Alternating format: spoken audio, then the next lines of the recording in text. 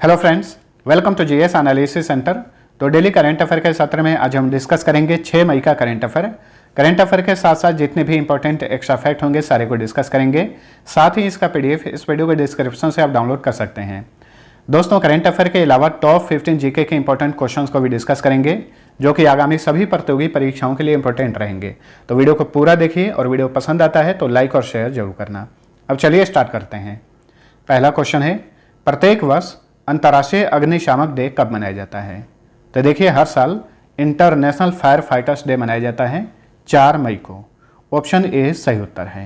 तो अग्निशामकों के बलिदान को पहचानने के लिए हर साल 4 मई को अंतर्राष्ट्रीय अग्निशामक दिवस मनाया जाता है। देखिए, अग्निशामकों का एक प्रतीक चिन्ह भी होता है।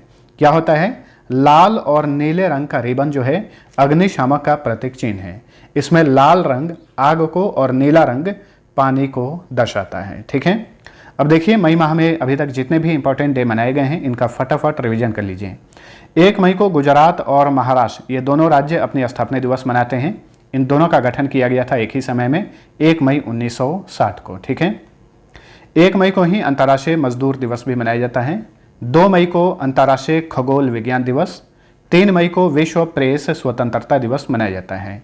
और इस दिवस का 2022 का थीम है जर्नलिज्म अंडर डिजिटल सीज। चलिए अगला क्वेश्चन है, किस राज्य के मियाँ का बाड़ा रेलवे स्टेशन का नाम बदलकर महेश नगर हॉल्ट किया गया है?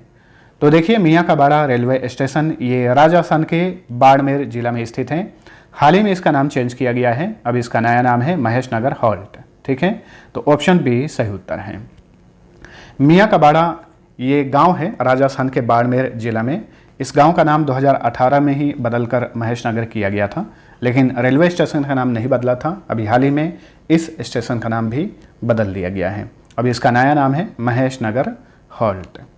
अब देखिए, हाल ही फिलहाल में जो भी बदले गए नाम हैं आगामी परीक्षाओं के लिए इंपॉर्टेंट रहेंगे, इन्हें भी याद रखिए। गो एयर एयरलाइन का नाम बदलकर गो फर्स्ट किया गया है। हिसार हवाई अड्डा जो कि हरियाणा में है, इसका अब नया नाम है महाराजा अग्रसेन अंतर्राष्ट्रीय हवाई अड्डा। इंडियन ब्रॉडकास्टिंग फाउंडेशन का अब नया नाम है Indian broadcasting and digital foundation. राष्ट्रीय डिजिटल स्वास्थ्य मिशन का नया नाम है प्रधानमंत्री डिजिटल स्वास्थ्य मिशन। मिड डे मील योजना का अब नया नाम है पीएम पोषण। आर्मी स्पोर्ट्स इंस्टीट्यूट पुणे का नया नाम है नीरज चोपड़ा स्टेडियम। नीरज चोपड़ा जो कि टोक्यो ओलंपिक 2020 के भारत की ओर से एकमात्र स्वर्ण पदक विजेता हैं। इन्होंने भाला फेंक में यानी जेवलिन थ्रो में स्वर्ण पदक जीता था। काकोरी ट्रेन डकैती का अब नया नाम है काकोरी ट्रेन एक्शन।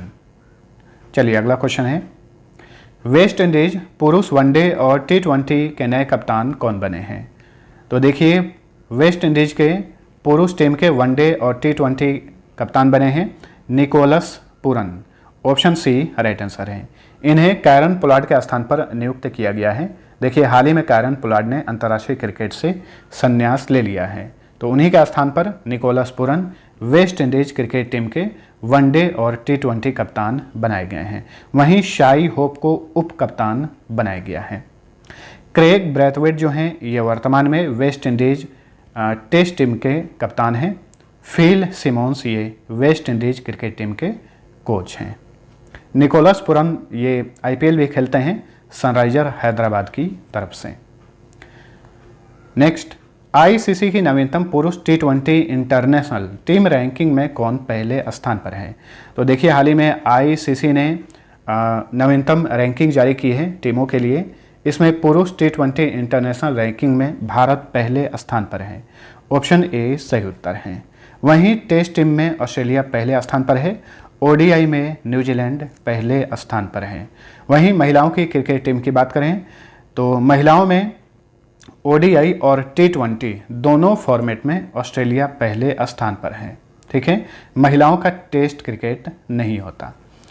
ICC की बात करें तो ये क्रिकेट की अंतर्राष्ट्रीय संस्था है। फुल फॉर्म होता है इंटरनेशनल क्रिकेट काउंसिल।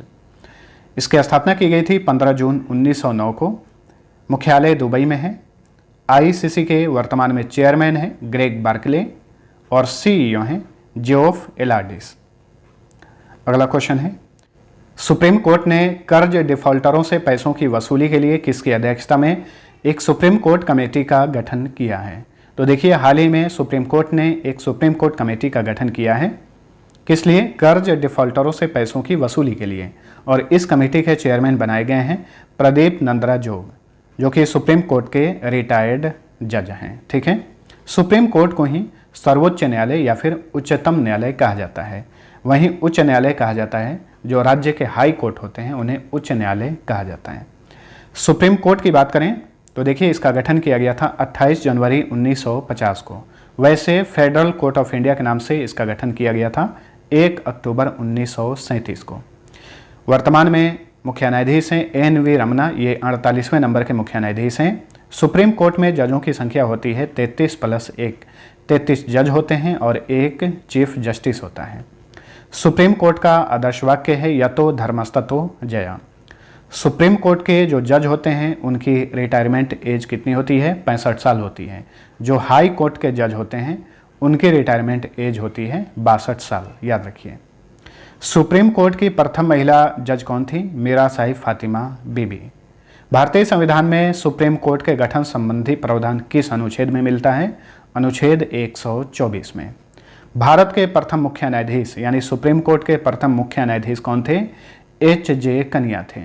इनका पूरा नाम है हरिलाल जेकी सुंदस कनिया। ठीक है, वैसे मिलता जुलता एक और नाम है MH कनिया, ये भी भारत के मुख्य न्यायाधीश रहे थे।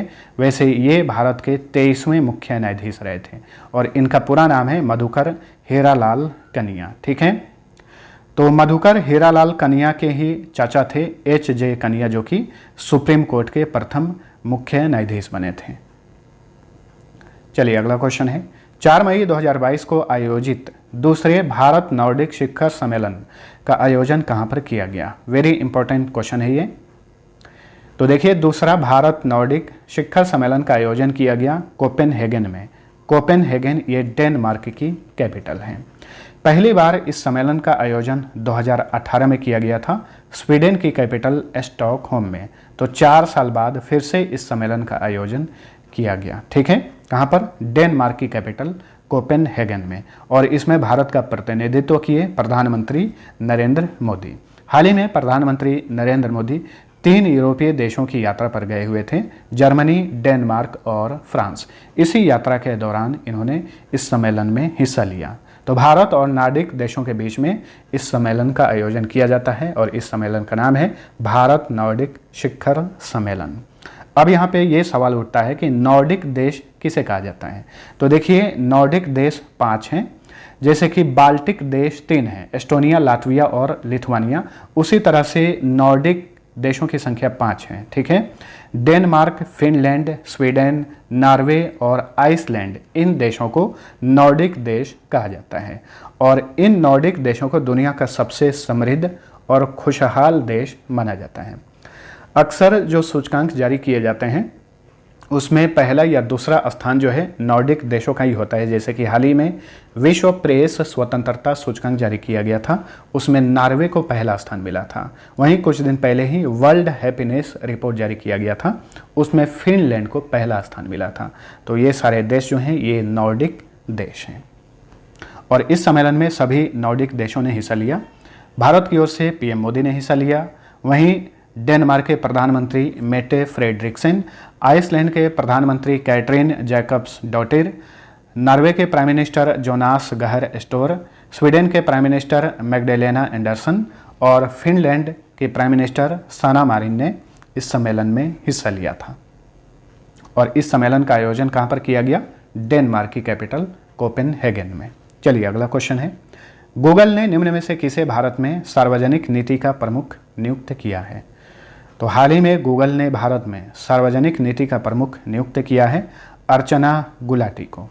Option B right answer. Google की बात करें तो इसकी स्थापना की गई थी 4 सितंबर 1998 को। मुख्यालय अमेरिका के कैलिफोर्निया में है। कैलिफोर्निया को विश्व का सिलिकॉन वैली कहा जाता है। भारत का सिलिकॉन वैली कहा जाता है बेंगलुरु को। गूगल के संस्थापक हैं लैरी पेज और सर्गी ब्रिन। गूगल और इसकी पेरेंट कंपनी अल्फ़ाबेट के वर्तमान में CEO हैं सुंदर पिचाई, जो कि भारतवंशी हैं, इसलिए याद रखिए। चलिए अगला क्वेश्चन है, हाल ही में भारत और किस देश ने green and sustainable development partnership पर एक संयुक्त घोषणा पत्र पर हस्ताक्षर किए हैं? तो हाल ही में भारत और जर्मनी ने green and sustainable development partnership पर एक संयुक्त घोषणा पत्र पर हस्ताक्षर किए हैं, ठीक है। और इस घोषणा पत्र के अनुसार भारत को जर्मनी से 2030 तक हरित परियोजनाओं के लिए 10 बिलियन यूरो प्राप्त होंगे। और भी समझौते किए गए हैं। पीएम मोदी जर्मनी की यात्रा पर गए हुए थे, तो बहुत सारे समझौते पर हस्ताक्षर किए गए, इन्हें याद रखिएगा। भारत और जर्मनी ने ग्रीन हाइड्रोजन टास्क फोर्स पर एक संयुक्त घोषणा पत्र पर भी हस्ताक्षर किया। इसके अलावा भारत और जर्मनी ने जर्मनी के विदेशी कार्यालयों के बीच में एक एन्क्रिप्टेड कनेक्शन के लिए भी समझौता किया गया। ध्यान रखिएगा, इस साल जो G7 समिट का आयोजन किया जाएगा, उसके लिए अध्यक्ष बनाया गया है जर्मनी को। जून माह में G7 समिट का आयोजन किया जाएगा। और जर्मनी द्वारा जलवायु परिवर्तन के खिलाफ लड़ाई में सहायता के लिए भारत को पहले ही 1.2 बिलियन यूरो देने की घोषणा की गई थी। जर्मनी में ही विश्व की पहली स्वचालित ट्रेन लॉन्च की गई है। अनुसंधान और विकास के क्षेत्र में महिलाओं की भागीदारी बढ़ाने के लिए भारत और जर्मनी ने एक पहल शुरू किया है। इसका नाम है वाइजर पहल। और वाइजर का मतलब होता है, यानी फुल फॉर्म होता है women's involvement in science and engineering research, ठीक है। जर्मनी की राजधानी है बर्लिन। बर्लिन ये स्प्री नदी के किनारे बसा है। यहाँ के चांसलर हैं ओलाफ स्कोल्ज, ठीक है। राष्ट्रपति हैं फ्रैंक वाल्टर स्टीनमियर। स्पिनमियर नहीं होगा, इसको स्टीनमियर कर लीजिए, ठीक है, स्टीनमियर। यहाँ की संसद का नाम है बुंडस्टैग और करेंसी है यूरो।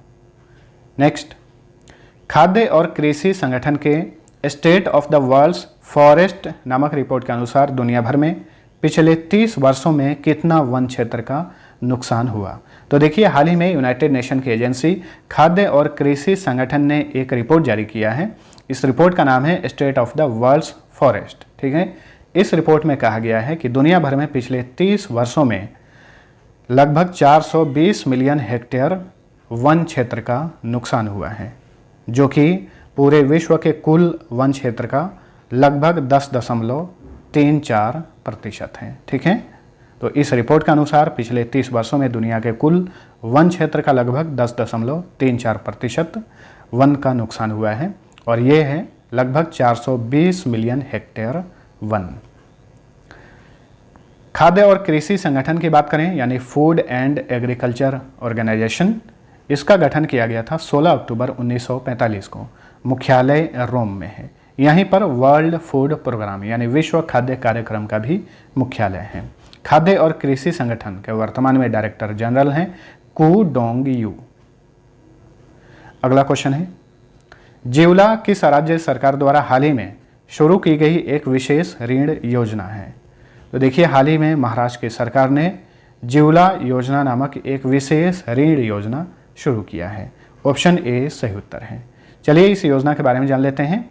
तो ये योजना महाराष्ट्र के पुणे स्थित यरवदा सेंट्रल जेल से शुरू की गई है, और इस योजना के तहत 3 साल से अधिक समय से जेल की सजा काट रहे कैदी अपने बच्चों की शिक्षा, परिवार के सदस्यों के चिकित्सा उपचार, कानूनी शुल्क या अन्य खर्चों के लिए 50,000 रुपये तक के ऋण ले सकते हैं, ठीक है।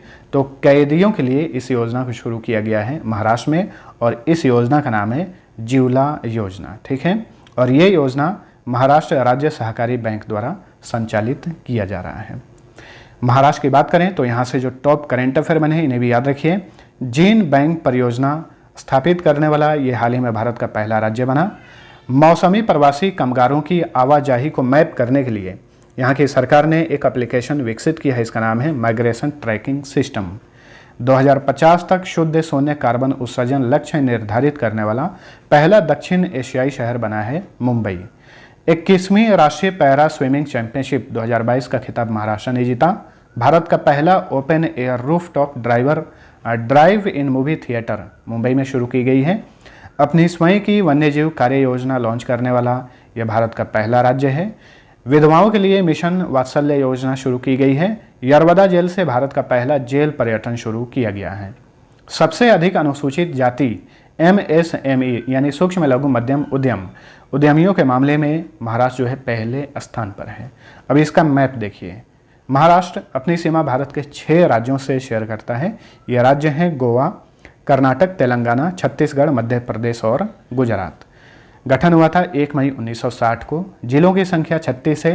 राजधानी मुंबई। देखिए महाराष्ट्र के 2 कैपिटल हैं। मुंबई जो है ये ग्रीष्मकालीन राजधानी है और नागपुर शीतकालीन राजधानी है। मुख्यमंत्री हैं उद्धव ठाकरे। डिप्टी सीएम हैं अजीत पवार। गवर्नर हैं भगत सिंह कोश्यारी। बॉम्बे हाईकोर्ट के मुख्य न्यायाधीश हैं दीपंकर दत्त। महाराष्ट्र में लोकसभा सीट की संख्या 48, राज्यसभा सीट 19, विधानसभा सीट की संख्या 288 है।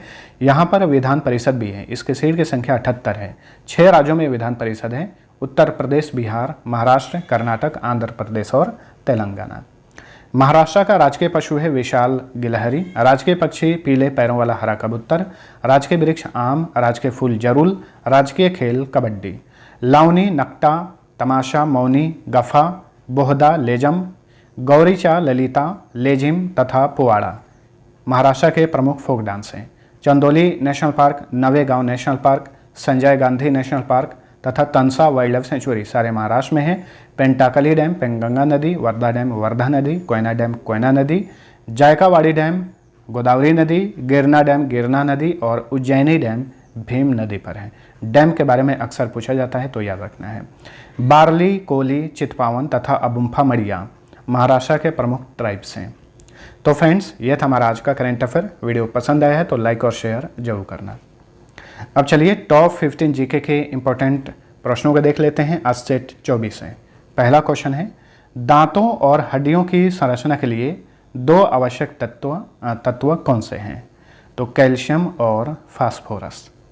क्वेश्चन नंबर 2 है, मानव मस्तिष्क का बड़ा भाग क्या कहलाता है? तो देखिए मानव मस्तिष्क का सबसे बड़ा वाला भाग कहलाता है सेरेब्रम। टी शब्द का संबंध किस खेल से है? तो खेल शब्दावली से रिलेटेड ये प्रश्न है। तो टी शब्द का संबंध ये गोल्फ से है। भारत में बॉय स्काउट आंदोलन के संस्थापक कौन थे? तो भारत में बॉय स्काउट आंदोलन के संस्थापक थे Robert Baden Powell. A secular agenda पुस्तक के लेखक कौन है? इसके लेखक हैं अरुण शौरी। इस्पात संयंत्र की वात्या भट्टी में उत्पादित लोहा क्या कहलाता है? इसे कहा जाता है ढलवां लोहा। क्वेश्चन नंबर 7 है, कच्चे फलों को कृत्रिम ढंग से पकाने के लिए किस गैस का उपयोग किया जाता है? एसिटिलीन गैस, ठीक है, और आम भाषा में इसे कार्बाइड भी कहा जाता है। क्षेत्रीय सहयोग के लिए दक्षिण एशियाई संघ का मुख्यालय कहाँ पर है? तो देखिए क्षेत्रीय सहयोग के लिए दक्षिण एशियाई संघ यानी सार्क का इंग्लिश में फुल फॉर्म होता है south Asian association for regional cooperation. इसका मुख्यालय नेपाल की कैपिटल काठमांडू में है। ध्यान रखिएगा सार्क का गठन किया गया था 1985 में। गायत्री मंत्र के रचनाकार कौन थे? विश्वामित्र। ऋग्वैदिक आर्यों की भाषा कौन सी थी? इनकी भाषा संस्कृत थी। भारतीय क्रांति की माँ किसे कहा जाता है? तो भारतीय क्रांति की माँ कहा जाता है मैडम भीकाजी रुस्तम कामा को। इन्हें भीकाजी कामा भी कहा जाता है। प्राचीन भूगोल का जनक किसे कहा जाता है? तो प्राचीन भूगोल का जनक कहा जाता है हिकेटियस को। क्वेश्चन नंबर 13 है, एस्किमो के बर्फ के मकान क्या कहलाते हैं? इन्हें कहा जाता है इग्लू। देखिए कनाडा के सेंट्रल आर्कटिक और ग्रीनलैंड के कनाक क्षेत्र के लोगों द्वारा बर्फ का मकान बनाया जाता है। इन्हें एस्किमो का बर्फ का मकान कहा जाता है और इसे कहा जाता है इग्लू, ठीक है। भारतीय संविधान में समवर्ती सूची का विषय किस देश से लिया गया है? ये लिया गया है ऑस्ट्रेलिया से। समवर्ती सूची में जितने भी विषय हैं इन पर केंद्र और राज्य दोनों कानून बना सकते हैं। भारतीय संविधान की 12वीं अनुसूची किससे संबंधित है? तो ये नगरपालिका से रिलेटेड है। वहीं 11वीं अनुसूची जो है पंचायती राज से संबंधित है। अब चलिए पिछले क्लास का क्विक रिवीजन कर लीजिए। पहला क्वेश्चन है, रिजर्व बैंक ऑफ इंडिया ने रेपो रेट 4% से बढ़ाकर कितना कर दिया है? 4.4%। भारत के पहले इथेनॉल संयंत्र का उद्घाटन हाल ही में कहां पर किया गया? बिहार के पूर्णिया में बिहार के मुख्यमंत्री नीतीश कुमार ने इस संयंत्र का उद्घाटन किया। और ध्यान रखिएगा, इथेनॉल नीति भी लॉन्च करने वाला बिहार भारत का पहला राज्य है। 75वीं संतोष ट्रॉफी 2022 का खिताब किसने जीता है? केरल ने जीता है पश्चिम बंगाल को हराकर। यह भारत का एक घरेलू फुटबॉल टूर्नामेंट है। 35वां स्पेनिश लीग का खिताब किसने जीता है? रियल मैड्रिड ने। भारत का 100वां यूनिकॉर्न स्टार्टअप कौन बना है? Neo bank open. यूनिकॉर्न किसे कहा जाता है? मैंने पिछले वीडियो में आप सभी को बताया था। जो भी कंपनी या स्टार्टअप $1 बिलियन का मार्केट कैप को छू लेता है वो यूनिकॉर्न की श्रेणी में आ जाता है। तो भारत का 100वां यूनिकॉर्न स्टार्टअप बना है नियो बैंक ओपन। निम्न में से किस राज्य की सरकार ने मुख्यमंत्री मितान योजना शुरू की है? छत्तीसगढ़ ने। विश्व प्रेस स्वतंत्रता दिवस 2022 का थीम क्या है? Journalism under digital siege. हर साल 3 मई को ये दिवस मनाया जाता है। एम दामोदरन के स्थान पर इंडिगो एयरलाइन के नए चेयरमैन कौन बने हैं? वेंकट रमणी सुमंत्रन। 12वीं हॉकी इंडिया सब जूनियर पुरुष राष्ट्रीय चैंपियनशिप कहां पर शुरू हुआ है? गोवा में। विश्व प्रेस स्वतंत्रता सूचकांक 2022 में भारत की रैंक क्या है? इसमें भारत 150वें स्थान पर है 180 देशों की सूची में, और नॉर्वे पहले स्थान पर है। अब चलिए पिछले क्विज का सही उत्तर जान लीजिए। पहला क्वेश्चन था महाभारत का प्राचीन नाम क्या है? तो देखिए, महाभारत जो नाम आप सुनते हैं इसका प्राचीन नाम है जय संहिता। दूसरा क्वेश्चन था राष्ट्रपति अपना त्याग पत्र किसे दे सकता है? इसका सही उत्तर था ऑप्शन नंबर सी, राष्ट्रपति अपना त्याग पत्र केवल उपराष्ट्रपति को ही दे सकता है। अब चलिए आज का पहला क्वेश्चन है मुंबई से ठाणे के बीच चलाई गई भारत की पहली ट्रेन का क्या नाम था? दूसरा क्वेश्चन है रेलवे के डीजल इंजन निर्माण फैक्ट्री डीजल लोकोमोटिव वर्क्स कहां पर स्थित है? दोनों क्वेश्चन का आंसर नीचे कमेंट करके बताइए। मिलते हैं अगले वीडियो में, तब तक के लिए टेक केयर।